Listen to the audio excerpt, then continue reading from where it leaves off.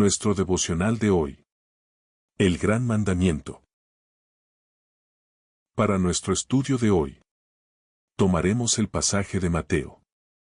Capítulo 22, versos del 34 al 40. Leamos con la bendición de Dios. Entonces los fariseos, oyendo que había hecho callar a los saduceos, se juntaron a una. Y uno de ellos, intérprete de la ley, preguntó por tentarle, diciendo, Maestro, ¿cuál es el gran mandamiento en la ley?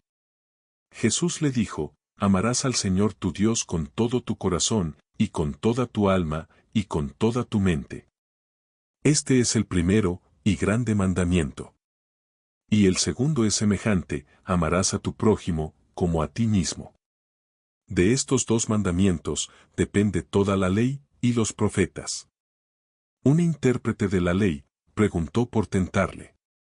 La tarea de los saduceos y fariseos no era para tentar a Jesús, con el fin de denunciarlo con los romanos, como lo hicieron los sacerdotes, con la pregunta de los tributos pagados a Roma, sino para denunciarlo ante el pueblo, como falso maestro. Por eso el objetivo aquí era probar su doctrina y enseñanzas, para ver si estaban acorde a la enseñanza de los rabinos de Israel.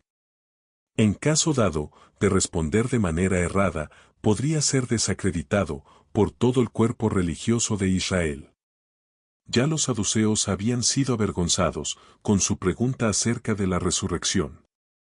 Ahora vienen los fariseos, con uno de los rabinos más fuertes, de profesión de escriba, muy estudioso de la palabra.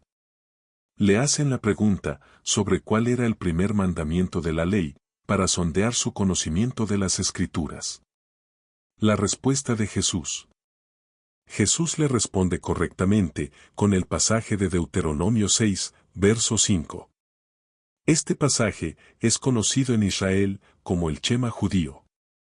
La palabra hebrea Shema quiere decir oye o escucha Israel.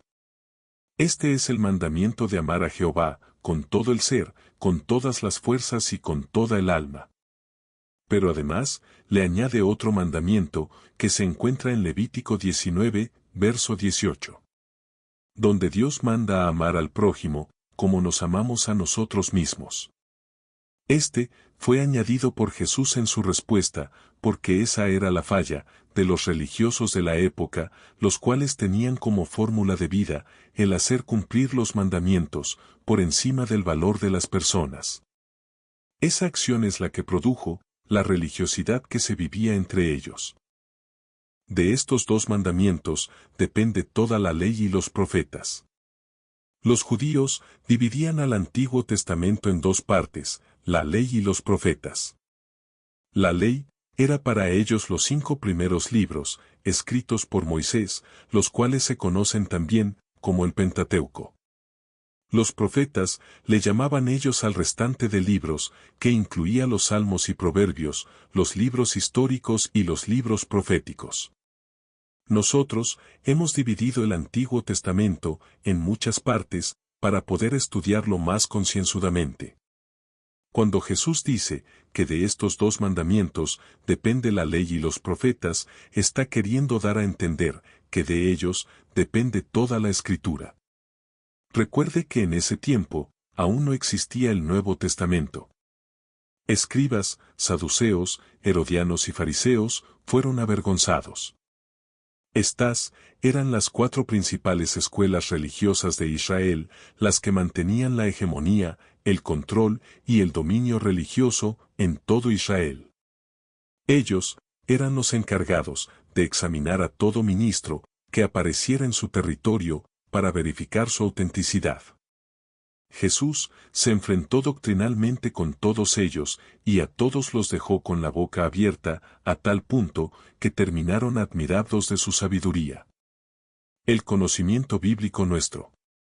Jesús tenía un gran conocimiento de las Escrituras para enfrentarse con cualquiera y para responder cualquier pregunta. Hoy, el Evangelio ha perdido calidad ante las demás religiones, porque nuestros ministros son muy empíricos y no tienen una capacitación debida de las Escrituras. Además, la capacitación es más bien de mandamientos de hombres, terminando en una religiosidad extrema. Los ministros salen muy rápido al ministerio, sin la debida preparación, unos por el impulso emocional propio y otros por la aceleración de sus pastores, para hacer crecer sus organizaciones de manera rápida. Preguntas de reflexión. ¿Cuáles eran las 4 principales sectas religiosas en Israel? ¿Cuál era el fin de los fariseos al hacerle preguntas bíblicas a Jesús? ¿Qué opina usted de la sabiduría en las Escrituras que tenía Jesús? ¿Cuál es el mal que predomina en los pastores evangélicos de hoy? ¿Qué opina usted de los pastores que entran al ministerio por emoción y sin preparación?